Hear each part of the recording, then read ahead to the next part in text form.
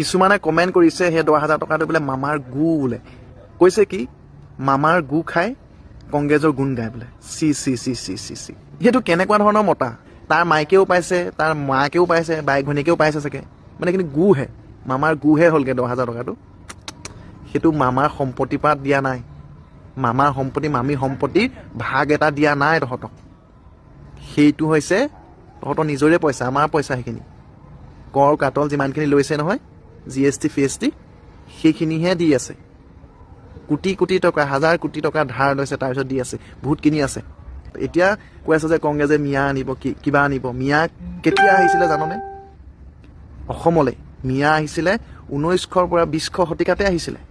ভালকৈ চাই ল'বিচোন তো এতিয়া কথা হ'ল বিজেপিয়ে যে এতিয়া হিন্দু বাংলাদেশীক অসমৰ নাগৰিকত্ব দিব পাৰিছে তাত কিয় তহঁতি মাত নেমাত আচল কথা সেইটোহে সেইখিনিতো একদম ডাইৰেক্ট বাংলাদেশী হিন্দু বাংলাদেশী হওক মুছলমান বাংলাদেশী হওক বাংলাদেশীটো বাংলাদেশীয়ে হিন্দু বাংলাদেশীক একচেপ্ট কৰিছে বিজেপি চৰকাৰে ভালকৈ চাই ল'বিচোন মিয়াবিলাকক একচেপ্ট নকৰে মিয়াবিলাক আহিছিলে এই তাহানি জামানাতে কিন্তু বৰ্তমান সময়ত যিখিনি বাংলাদেশী সোমাইছে অসমত বা ভাৰতত সেইখিনিক চিনাক্ত কিয় কৰা নাই তেতিয়া হিমন্ত বিশ্ব শৰ্মাই কিয় চিনাক্ত কৰা নাই বিজেপি চৰকাৰে কিয় চিনাক্ত কৰা নাই যে ইমান লাখ বা ইমান হাজাৰ ইয়াত বাংলাদেশী আছে ইহঁতক খেদিব লাগে কিয় আজিলৈকে চিনাক্ত কৰা নাই বা কিয় খেদিব পৰা নাই আৰে গৌৰৱ গগৈ কোন গৌৰৱ গগৈ তহঁতি নাম লৈ থাক যে গৌৰৱ গগৈ মিয়া আনিছে মিয়াক অসমৰ স্থান দিছে চৰকাৰখন কাৰ চলি আছে আজি 10 বছৰে মই কোনো ৰাজনীতিক চাপৰ্ট নকৰোঁ মই কাইলৈ গৌৰৱ গগৈ কিবা এটা কৰিব গৌৰৱ গগৈ কাইলৈ যদি CM হৈ আহে নহয় গৌৰৱ গগৈ এনেকুৱা কাম কৰিব গৌৰৱ গগৈ কম এইবোৰ কথা মই ৰাজনীতিক চাপৰ্ট নকৰোঁ মই যোন লংকালৈ যায় সিয়ে ৰাৱণ হয় সেইটো ভালদৰে জানো খালি এই টকাৰ লোভত যে বিক্ৰী কৰিছ তহঁতি জনসাধাৰণৰ কথা কৈছোঁ মই যিখিনি মানুহ টকাৰ লোভত বিক্ৰী কৰিছ কমেণ্টখিনি দেখিছনে ইমান অভদ্ৰামী তহঁতৰ মাৰে ভনীৰে আছে নহয় ঘৰত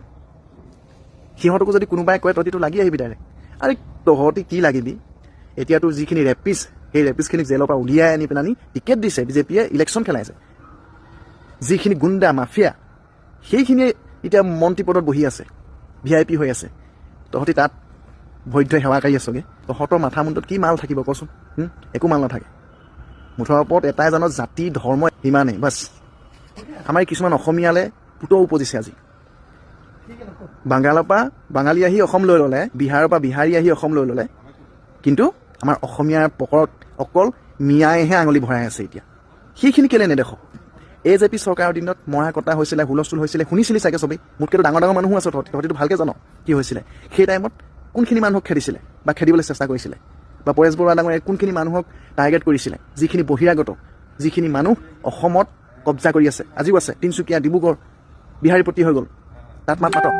তাততো মাত নেমাত তহঁতি অকল মিয়া মিয়া মিয়া এতিয়া সেই অসমৰ মানুহ যিজন অসমীয়া মানুহ আহোম মানুহ গগৈ ডাঙৰ পিছত এনেকুৱাকৈ পৰিছে কুকুৰবিলাকৰ নিচিনাকৈ পাগলা কুকুৰৰ নিচিনাকৈ আপোনালোকে যিজন CMক এতিয়া ছাপৰ্ট কৰি আছে পাগলা গাই আছে আপোনালোক সেইজন CMে কংগ্ৰেছত চিট নাপাই পেলানিহে ওলাই আহিছিলে এজন অসমীয়া মানুহক ইমান বেয়া বেয়া শব্দৰে গালি দিছে বা পহু খেদা কিবা কিবি কৰি আছে যিজন মানুহৰ কাৰণে এইবোৰ কৰি আছে সেই মানুহজনে কংগ্ৰেছৰ লিডাৰ আছিলে এটা সময়ত এডুকেশ্যন মিনিষ্টাৰ হেল্থ মিনিষ্টাৰ তেওঁৱে আছিলে এইকেইদিন মনত ৰাখিব